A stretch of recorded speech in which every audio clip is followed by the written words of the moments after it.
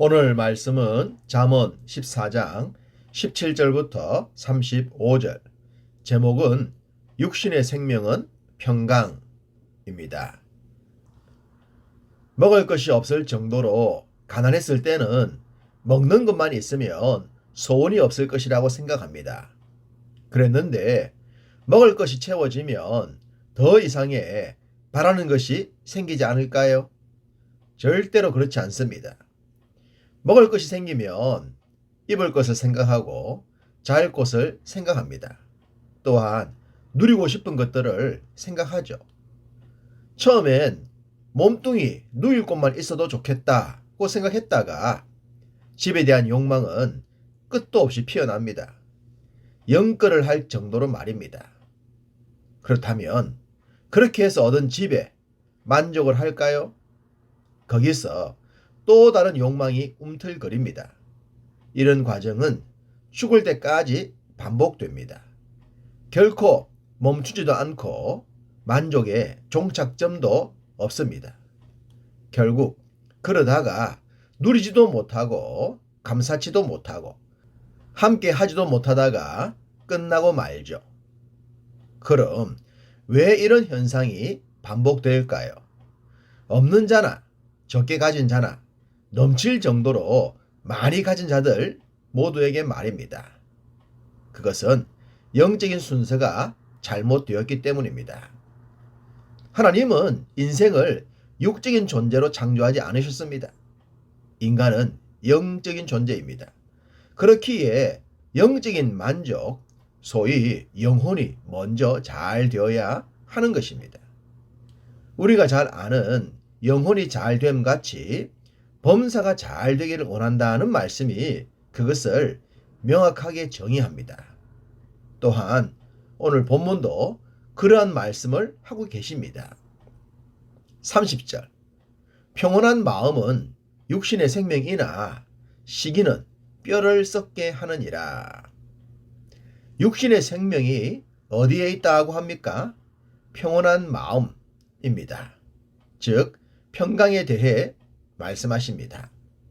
마음이 평온해야, 마음에 평강과 평화가 있어야 인생이 참이 된다는 것입니다. 우리 주님께서 부활하신 후에 제자들을 찾아가서 너희에게 평강이 있을지어다 라고 하시지 않았습니까? 평강, 평화, 평온이 육신의 생명이기 때문입니다. 영적인 존재인 인생은 아무리 육신의 만족이 충만하더라도 영적인 만족과 마음의 평안이 없으면 또 다른 욕구 불만으로 무너지고 맙니다.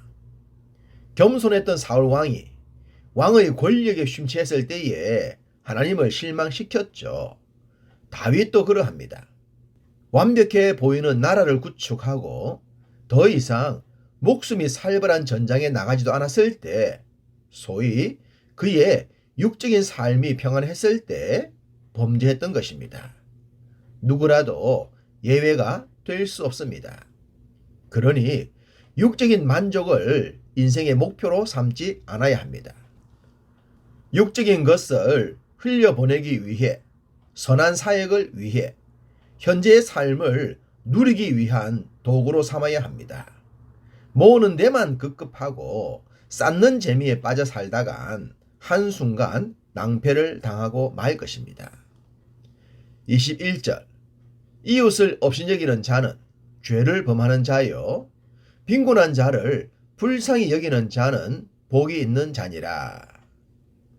누가 이웃을 업신여깁니까? 있는 자가 없는 자에게 그리하죠. 소위 갑질의 대명사들이 하는 짓입니다. 재물이 많으면 많은 것을 할 수 있습니다. 20절에 부유한 자는 친구가 많다는 말씀이 예스이지 않겠습니까? 그런데 경험을 해보셨죠? 부유하거나 재물이 많은 자와 관계를 맺다 보면 상처를 입는 경우가 있습니까? 없습니까? 있죠. 그것도 많죠. 재물이 자신의 정체성이 되면 재물 적은 자들을 무시하게 됩니다. 남을 업신여기는 것은 자연스러운 생활이 되고 죄를 범하는 것도 면역성이 생깁니다. 모든 것을 돈으로만 해결하려고 하죠. 이런 사람들은 자기 곁에 사람들이 많은 것을 자랑합니다.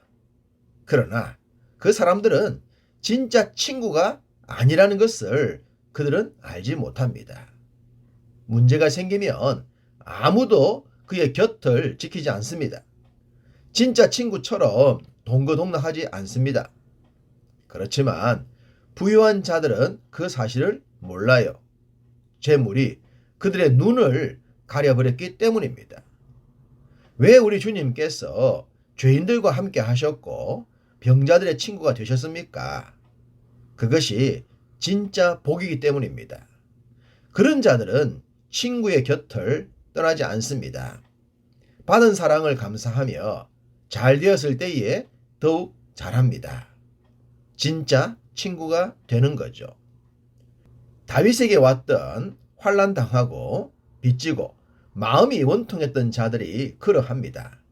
다윗이 그들의 친구가 되었고 그들과 함께 했을 때 그들이 다윗의 용사들이 되지 않았습니까? 다윗이 먹고 싶어 했던 베들레헴 물을 가지러 목숨을 걸 정도로요. 이런 관계가 참된 인간관계예요. 친구 관계예요. 믿음의 지체들의 관계인 것입니다. 24절 지혜로운 자의 재물은 그의 면류관이요 미련한 자의 소유는 다만 미련한 것이니라. 재물이라고 다 같은 재물이 아닙니다. 재물이 누구의 손에 있느냐가 중요하죠.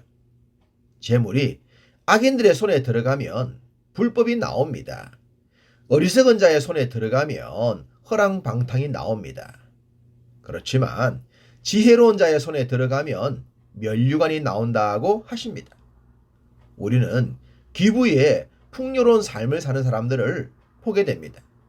기부를 하기 위해 열심히 일을 하고 아끼기도 하는 그런 모습은 감사하게도 많은 그리스도인에게서 나타나고 있죠. 재물을 면류관으로 만들 줄 아는 지혜로운 인생임을 그들이 보여줍니다. 26절 여호와를 경외하는 자에게는 견고한 의뢰가 있나니 그 자녀들에게 피난처가 있으리라.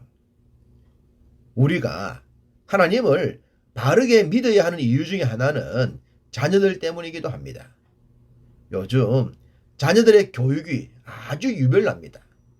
다른 아이들에게 뒤지지 않도록 별것들을 다 시킵니다. 그렇게 교육에 엄청난 투자를 했는데 아이들의 정신적 상황은 어떨까요? 군대엔 관심사병이 넘쳐난다고 해요. 학교엔 학교나 학업 부적응자가 넘쳐나고요. 친구들과의 인간관계를 맺지 못해 방구석에 숨어드는 아이들도 흔히 볼 수 있습니다. 사나운 아이들이 많습니다. 우울증은 말할 것도 없죠. 극단적 선택도 동일합니다. 동성애를 정상적인 사랑으로 착각하고 트랜스젠더를 자랑스럽게 이야기합니다. 이 모든 것들의 출발점이 어딜까요? 죄송하지만 가정이요, 부모님입니다. 부모님의 정신건강이 문제예요. 창조의 질서를 모르고 인생의 존재 목적을 몰라서 나타난 결과물들입니다. 하나님을 바르게 믿어야 합니다. 그냥 교회만 다닌다고 다 되는 것이 아니라는 말입니다. 참된 진리를 모르니 교회 다닌다고 하는 사람들이 더 이상한 문화를 주장하게 됩니다. 그리고 그것이 그들의 자녀를 통해 재현되죠. 우리의 자녀들이 영적으로, 육적으로, 사회적으로 건강하기 위해선 우리가 바르게 하나님을 경외하고 그 가르침에 순종해야 합니다. 자녀들을 위해 기도합시다. 그리고 우리 자신의 성숙하고 바른 신앙을 위해 노력합시다. 우리가 노력하고 기도할 때 하나님의 역사가 클 줄로 믿습니다. 천대까지의 복이 성경 속만의 이야기가 아니라 우리 모두의 이야기가 되기를 간절히 소원합니다.